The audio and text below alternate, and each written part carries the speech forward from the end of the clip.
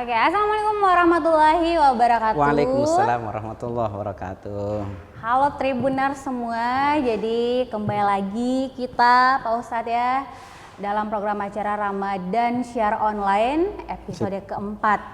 Tidak terasa Ustadz, ternyata episode keempat nih. Alhamdulillah. Dan tentunya masih bersama dengan Ustadz Raja yang tentunya setia memberikan tausiahnya buat kalian semua yang beribadah dari rumah gitu Ustadz.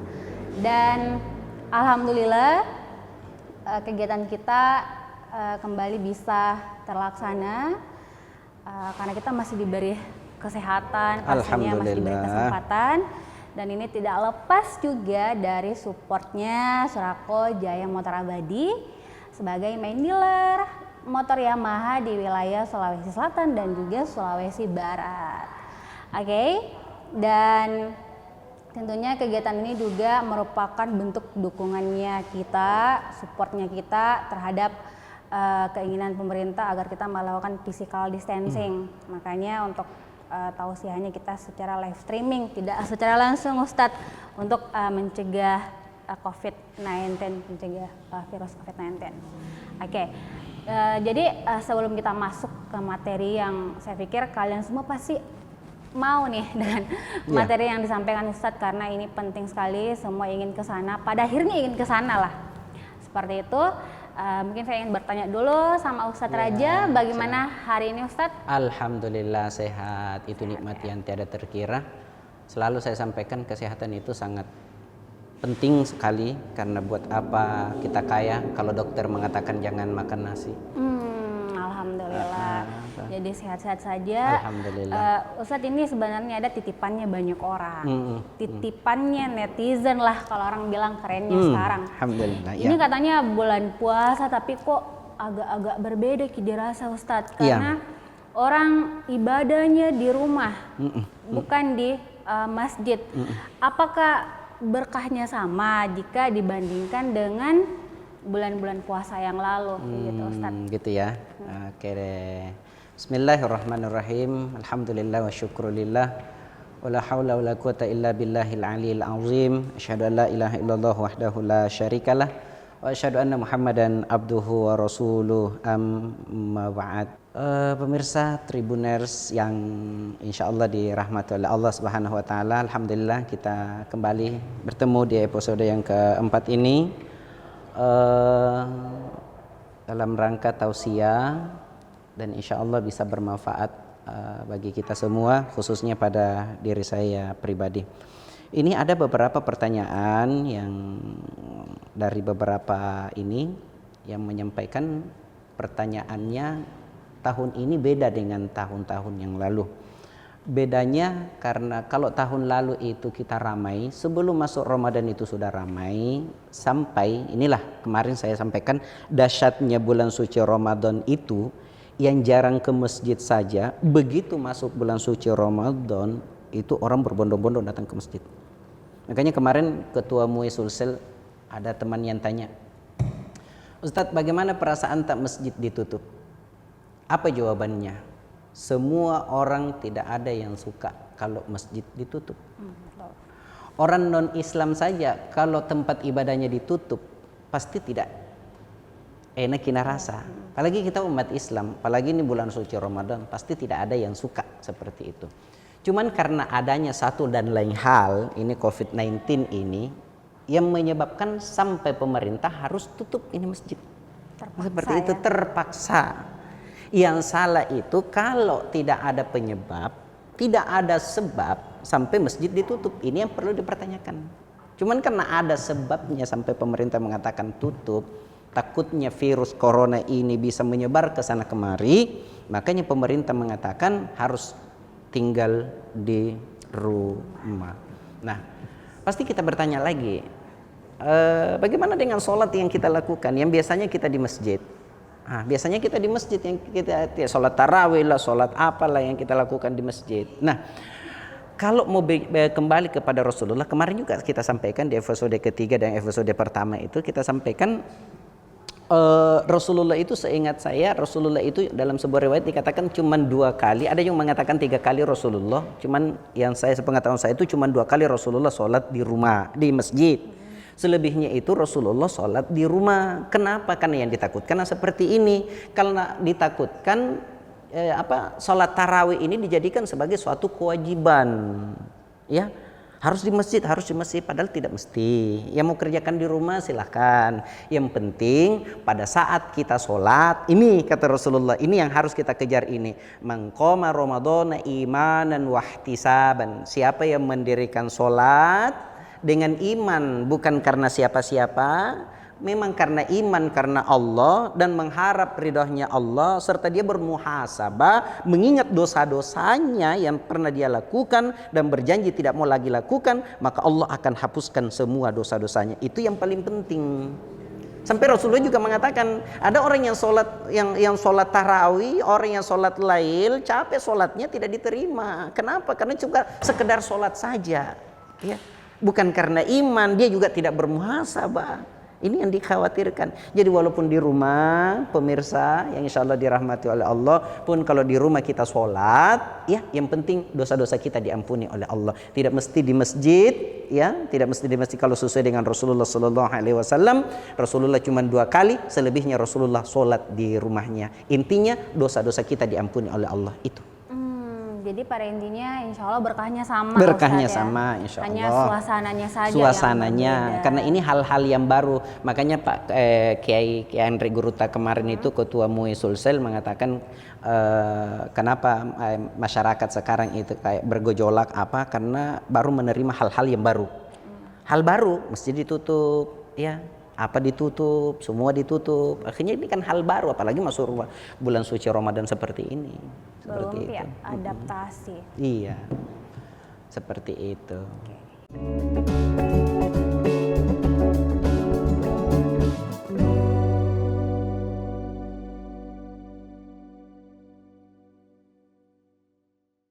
Oke, Ustadz tadi soal itu sekarang. Kan biasanya kalau zakat itu dilakukan kayak di pertengahan atau menjelang Lebaran gitu. Nah, bagaimana kalau misalnya melihat kondisi sekarang ini Ustadz, yang adanya pembatasan yang PSBB itu, bagaimana kalau misalnya zakat fitrahnya kita keluarkan lebih awal begitu, mengingat banyak mungkin tetanggata, teman-teman yang memang sudah sangat membutuhkan sekali.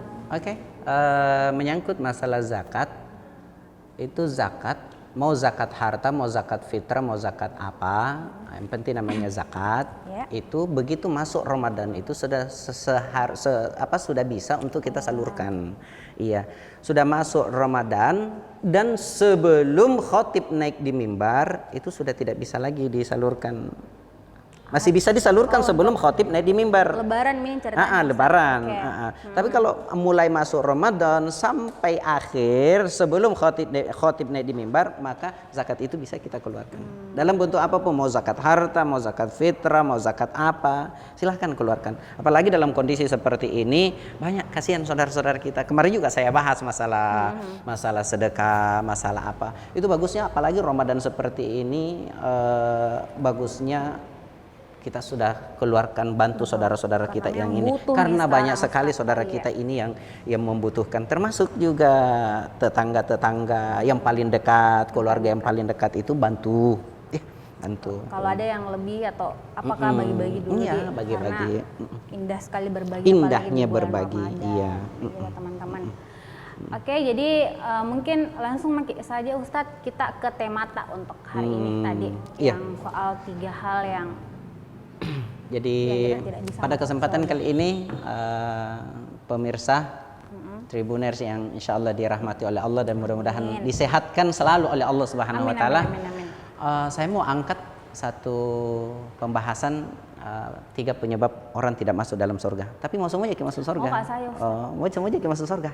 Karena ada juga yang tidak mau masuk surga. Pernah aku tanya, mungkin masuk surga? Nabi bilang tidak mau ya Ustadz. Aku bilang kenapa? Nabi bilang bapakku tidak boleh masuk surga. Aku bilang masuk apa? Nabi bilang masuk tentara. Aku bilang deh gayaan uji.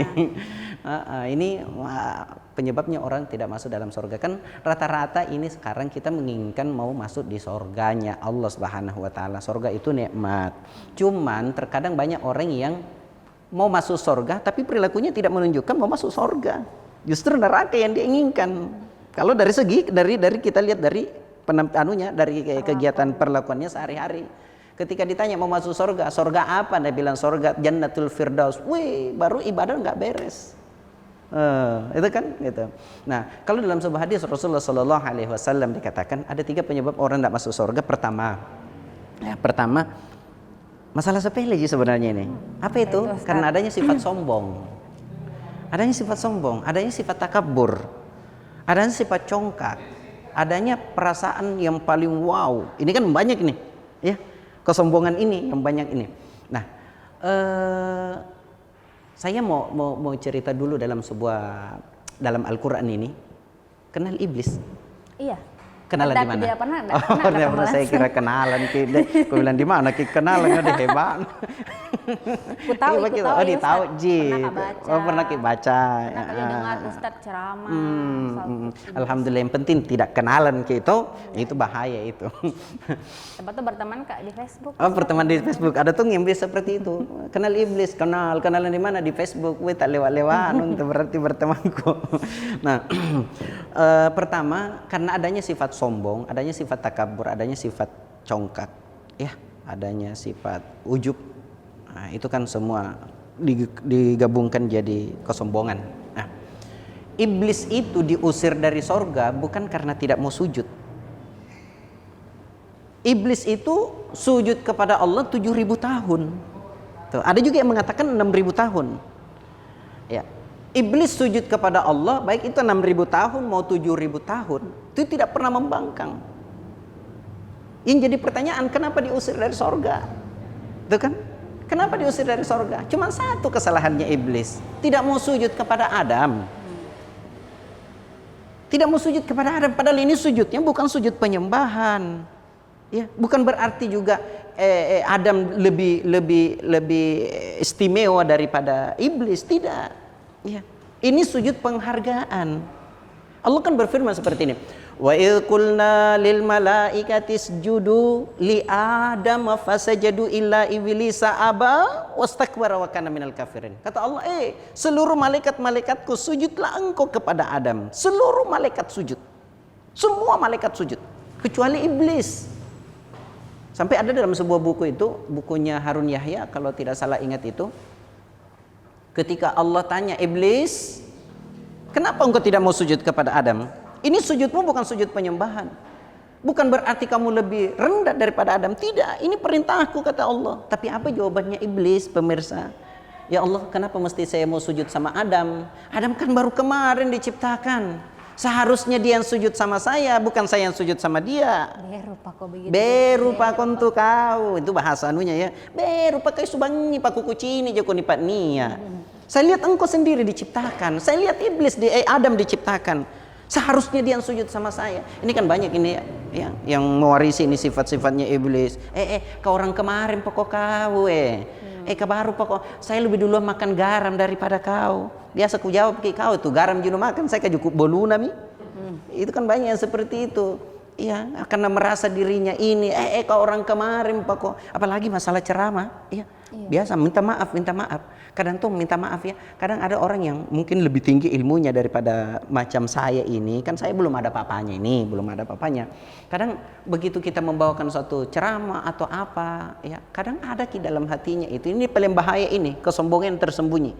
Menurut Harun Yahya, kesombongan tersembunyi itu hanya kita dengan Allah yang tahu. Seperti ini nih, begitu ceramah ki, ada tuh yang bilang, ku hafal mitu materia, ku tahu mitu. Masalahnya dia tidak pernah tinggalkan itu, namanya sombong. Banyak sekali yang seperti itu. Yang lebih parah lagi, banyak tuh orang yang mengatakan jangan sombong, ternyata justru dia yang sombong. Ini yang bahaya nih. Nih. Tuh iblis. Yang kedua apa jawabannya iblis? Ya Allah, ibadahku jauh lebih banyak daripada Adam. Jadi minta maaf pemirsa, ya. Tribuner yang insya Allah dirahmati oleh Allah. Boleh kita rajin ibadah, tapi jangan kita mengatakan ibadahku jauh lebih banyak daripada yang ini. Ya. Boleh kita ahli ibadah, boleh kita rajin baca Quran, boleh kita rajin sholat, boleh kita rajin berzikir, tapi jangan mengatakan bahwa diriku jauh lebih hebat daripada yang lain. Bahaya sekali itu. Itu temannya iblis. Yang ketiga, ini penyebabnya iblis tidak mau sujud kepada Allah, kepada Adam. Apa jawabannya iblis? Qala ana khairum min khalaqtani min nar wa khalaqtahu min tin. Ya Allah, saya lebih mulia karena saya diciptakan dari api sedangkan Adam diciptakan dari tanah. Merasa keturunannya jauh lebih bagus. Jadi minta maaf kalau ada orang yang merasa keturunannya jauh lebih bagus daripada yang lain, ini temannya iblis. Ya, sifat-sifatnya iblis yang dia warisi. Makanya biasa kalau saya berikan tausiah di tempat-tempat yang lain, saya bilang kalau bagian ke atas, bagian goa ke atas itu ya kan dipanggil karaeng biasa ya, dipanggil karaeng. Iya, bagian maros ke bawah kan dipanggil puang. Saya biasa sampaikan kalau saya tausiah di depannya, boleh jadi karaeng, tidak jadi masalah karena itu status sosial, tidak bisa juga dipisahkan. Cuman jangan merasa bahwa diri kita ini, kekarengan kita itu jauh lebih bagus daripada bukan karaeng. Begitu juga boleh jadi puang, tidak jadi masalah. Itu status sosial. Tapi jangan merasa bahwa diri kita itu jauh lebih bagus daripada yang bukan puang. Kenapa? Sifatnya iblis. Oh. Kira-kira mana suka kita berada di barisan depan bawa bendera nanti di yaumil mahsyar, nanti di pada mahsyar, tapi di barisannya iblis, daripada di belakang sekali tapi barisannya Rasulullah. Di barisannya Rasulullah. Oh, barisannya Rasulullah walaupun di belakang sekali ya. Ya, seperti itu. Itu sifat-sifatnya iblis ya. Mudah-mudahan tidak ada yang mengikuti dan saya rasa seperti ini juga. Minta maaf ini. Mudah-mudahan saya yang salah ini. Inilah salah satu barangkali juga kenapa Allah turunkan ini penyakit COVID-19 ini. Karena saya teringat ada satu pimpinan negara. Masih teringat barangkali di pikiran kita, di ingatan kita. Ketika pimpinan negara itu, saya tidak usah sebut nama negaranya itu, kita sudah tahu semua. Apa yang dia bilang? Tidak ada yang bisa jatuhkan perekonomian kami. Kesombongan apa enggak itu? Kesombongan. Sombong ya. Tidak ada satu orang pun, satu negara pun yang bisa menjatuhkan perekonomian kami. Bayangkan. Tidak ada yang bisa jatuhkan, tapi baru satu saja virus yang Allah kirimkan. Ini satu virus dibagi-bagi, banyaknya orang yang mati. Lockdown, tutup. Terkunci semua. Itu cuma satu virus. Masih ingat Titanic? Filmnya toh? Iya, filmnya. Kemudian yang bikin kapal Titanic itu, masih ingat itu kata-katanya? Apa bukan kesombongan itu? Dia mengatakan begini, ini kapal Titanic yang saya bikin, tidak ada yang bisa tenggelamkan. Tuhan pun tidak bisa tenggelamkan. Sombong apa enggak itu? Sombong. Allah marah. Tuh kan? Allah marah. Es saja yang dia senggol, akhirnya patah itu tenggelam. Ya memang kita tidak bisa sombong. Kesombongan itu pakaiannya Allah. Kesombongan itu selendangnya Allah. Tidak pantas kita seorang hamba berlaku sombong.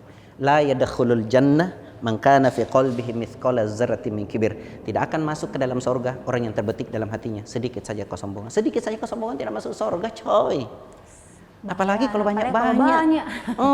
Nah, ini sekarang banyaknya orang yang sombong, biar senyum susah. Saya bilang, dende.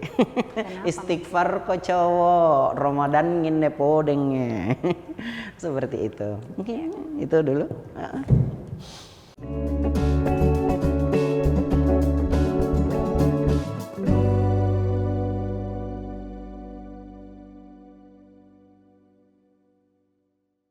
Oke, jadi Tribuners di rumah, semoga yang disampaikan tadi ini baru yang poin pertama itu Ustadz, dan ini akan ada 3. Ini masih banyak pembahasannya. Masih banyak, masih panjang. Jadi share mic dulu ini supaya teman-teman tak juga bisa lihat lebih banyak yang mendengarkan tausiah dari Ustadz Raja, terus tentu pahalanya juga akan. Lanjut dari satu buku lagi dikatakan begini. Ada penyebabnya orang biasa, beberapa orang sombong, ya. Yang sekarang kita lihat dalam kehidupan sehari-hari. Ada yang sombong karena merasa kaya. Atau kaya. Apa tidak boleh jadi orang kaya? Boleh. Harus. Yes. Harus. Tidak boleh tidak. Kemarin juga saya sampaikan di episode kemarin. Siapa bilang Rasulullah miskin? Rasulullah kaya. Jangan mikir Rasulullah deh. Sahabat Rasulullah itu cuma satu yang tidak kaya. Tahu siapa sahabat yang tidak kaya? Cuman Ali bin Abi Thalib. Bapaknya ini. Iya. Ali bin Abi Thalib, cuma beliau yang tidak kaya. Yang lain itu sahabat-sahabat yang lain, Abu Bakar As-Siddiq, Umar bin Khattab, Utsman bin Affan. Apalagi Utsman bin Affan sampai sekarang itu kekayaannya masih ada. Bahkan saya dengar-dengar informasi di Tanah Suci itu, di Madinah itu mau dibangun satu hotel itu dari hasil kekayaannya Utsman bin Affan. Dia itu berapa? Sampai sekarang. Iya, ini bukan 7 keturunan lagi. Iya, bukan 7 keturunan lagi. Harus kaya. Sekarang. Tidak boleh. Bagaimana cara tak mau bagi-bagi sama orang yang tidak mampu kalau tidak kaya, Ki? Bagaimana cara tak mau pabuka kalau tidak kaya, Ki? Bagaimana cara mau berangkat Tanah Suci kalau tidak ada ini? Apakah ini? Doa itu Ustaz. Bukan tangan. Oh. Kita kesabaran tong sangin duit mam.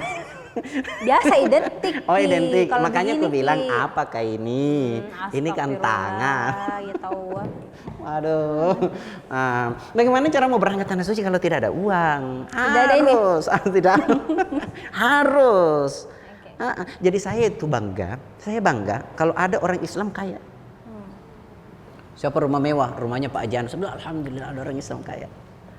Siapa mobil mewah? Mobil mewahnya Pak Haji. Alhamdulillah ada orang Islam kaya. Harus kaya. Tidak boleh berpangku tangan di rumah saja dia bilang begini saja deh kehidupanku. Rasulullah kan sederhana aja hidupnya. Itu namanya orang malas dan kutu. Tidak mau berusaha Ustaz deh. Harus berusaha. Nah, ini minat apa Ustadz apa orang Yakul. Tahu Yakul? Yakutu ya balala.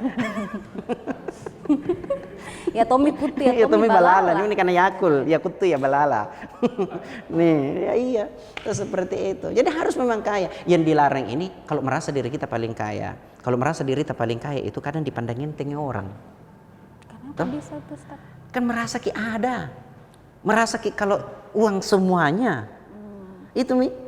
Apa tuh engkau? Iya, dibawa semua ya orang. Iya, apa tuh engkau? Kan kadang muncul kata-kata seperti itu. Apa tuh engkau? Baru sedikit ada perselisihan dia kami apa tuh engkau? Saya 2-3 rumahku, 2-3 mobilku, kau apa aja tukang becak kok. Yang pandangin tinggi tukang becak. Masalahnya kalau naik di becak nanya mata ada sama tukang becak. Nah, mikir di becak baru nabawa di flyover kan. Nah, yung kencang-kencang baru nadorong kena bilang japar yolo kok. Lah ngapa kok? Jadi memang siapapun kita ini tidak pantas kita berlaku sombong. Ya, coba kita lihat lagi tuh.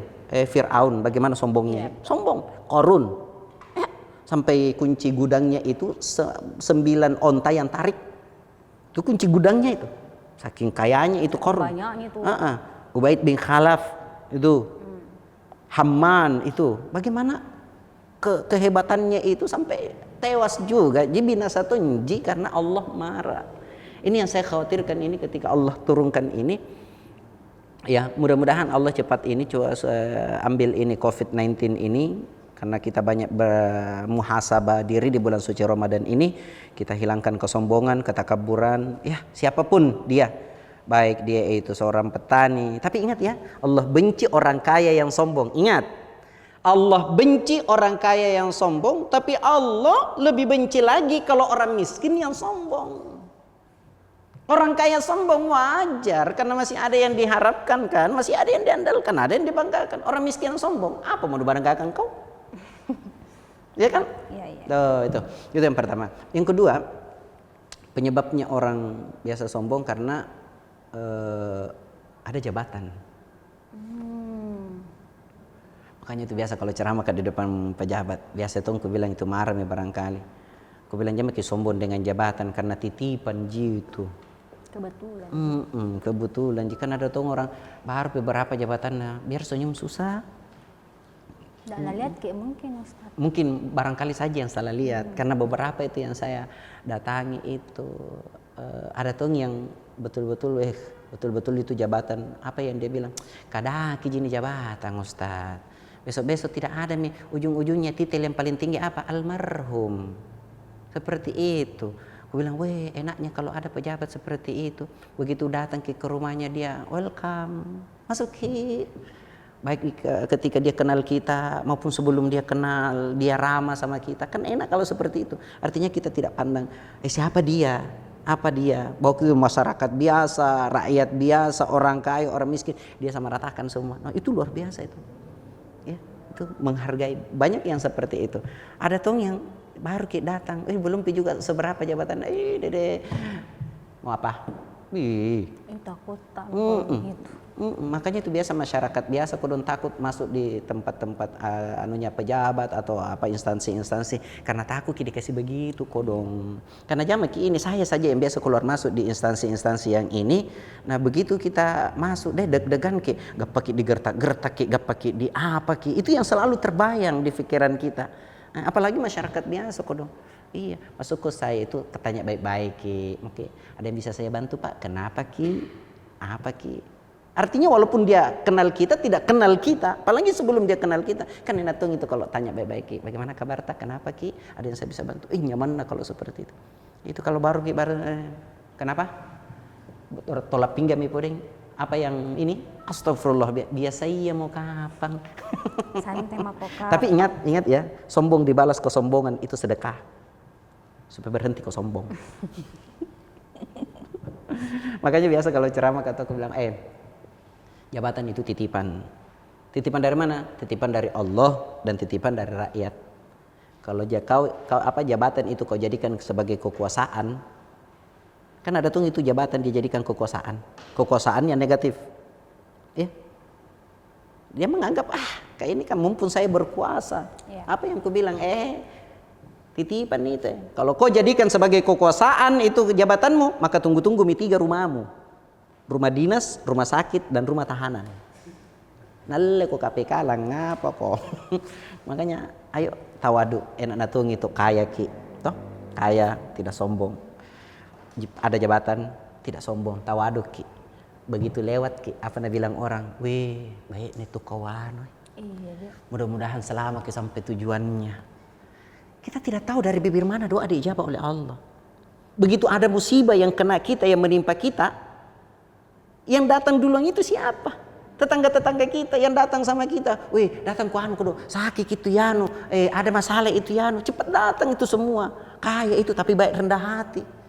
Tapi baik orang kaya, ada jabatannya. Kesombong Tommy po, yang kaya Tommy, sombong Tommy po deh. Begitu lewat, udah deh, nalap ko lalo ko to, natabrak lalo ko mobil, cilaka lalo ko. Begitu banyak orang yang maki-maki kita. Kita tidak sadar berapa banyak orang yang maki-maki kita dan tidak tahu dari bibir mana doa diijabah oleh Allah. Bisa jadi celaka. Kan seperti itu. Makanya hilangkan kesombongan. Mengerikan Ustaz. Nah, ada juga yang sombong karena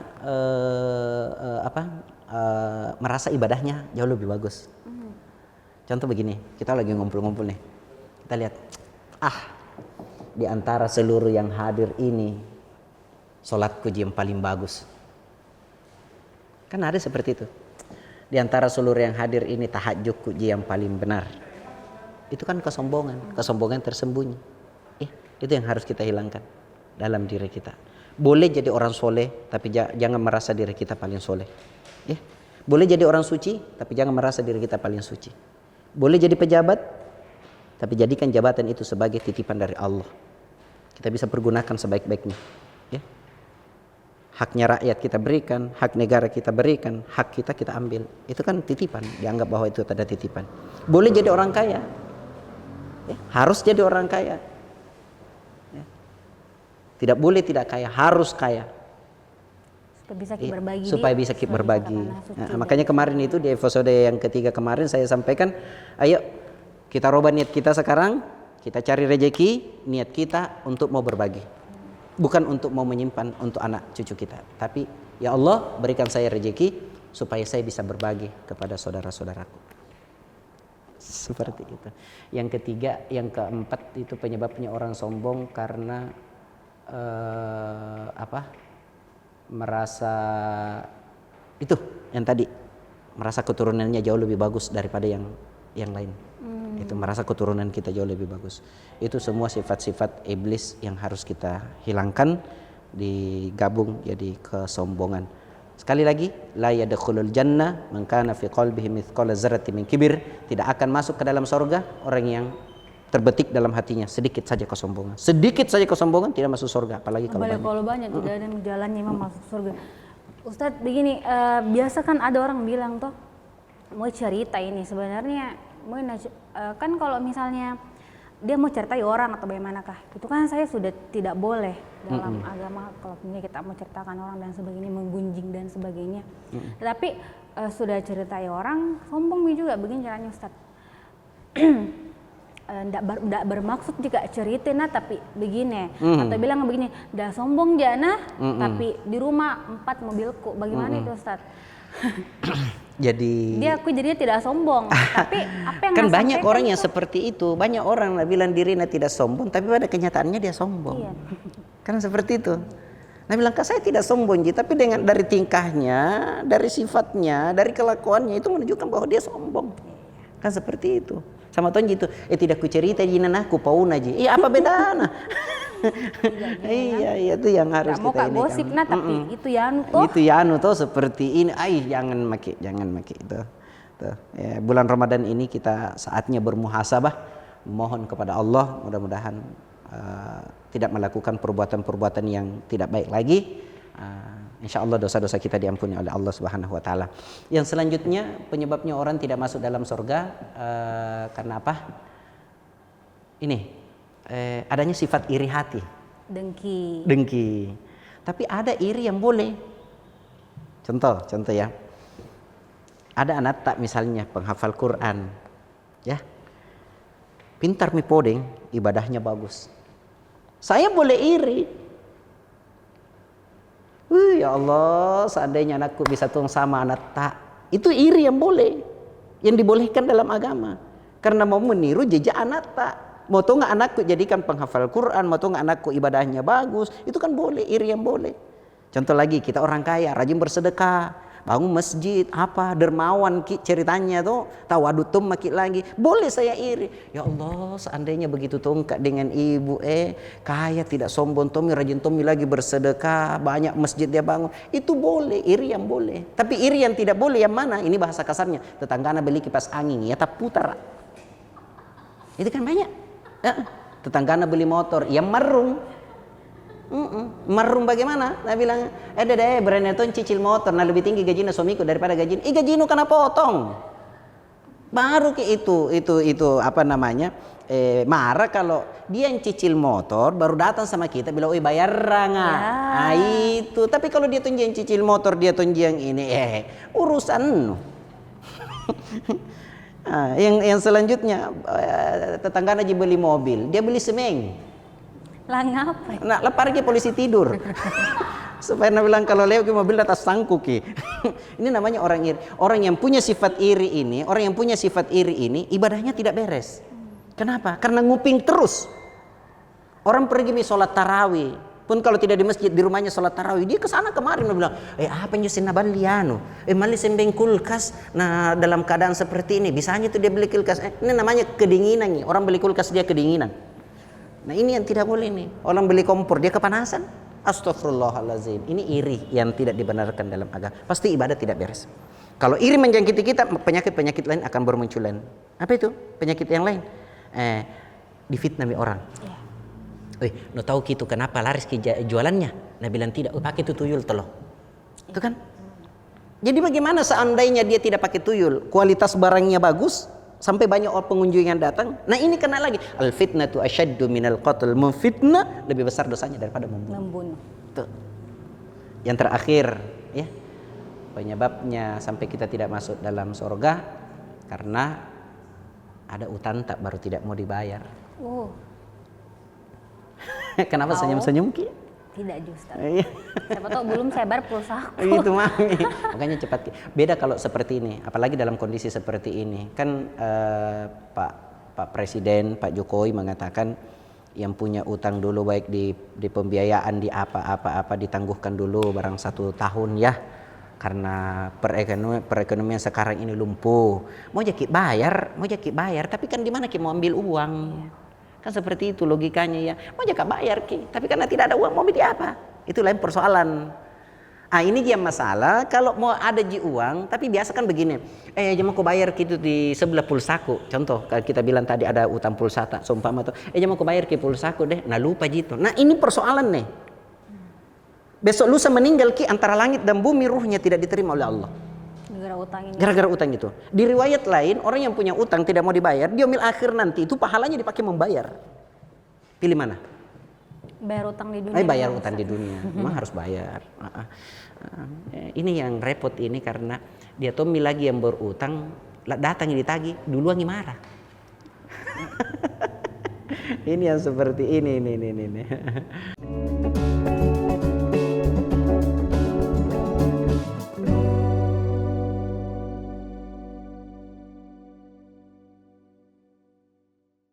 Nah, ada juga yang mengatakan katanya istri lebih mudah masuk surga daripada suami. Iya benar. Kenapa bisa itu, Ustaz? Kenapa bisa? Begini, selama istri itu ikhlas melayani suami, contoh, kita ikhlas cucikan pakaian suami, kita ikhlas masakkan suami, kita ikhlas terikakan suami pakaiannya semua. Suami pergi di masjid sholat, pahalanya suami tidak dikurangi oleh Allah, pahala tersendiri mengalir untuk istri. Itu kan. Luar biasa. Nanti kalau sudah menikah Ustaz, Insya Allah. baru begitu deh, layani suami dengan baik supaya. Suami bersedekah, istri dapat. Kenapa bisa nah suami yang Siapa yang duduk di rumah? Itu bahasa biasanya ya. Siapa yang ini kan? Selama istri itu ikhlas melayani suami, tidak neko-neko. Kan ada tuh itu istri begini. Ada deh. Kurang aja uang baru ku cicikan Tommy, ku apakan Tommy, ku masakkan mie apa baru ini namanya tidak ikhlas melayani suami. Macam-macam nih. Apa Jina cari ini gitu terus.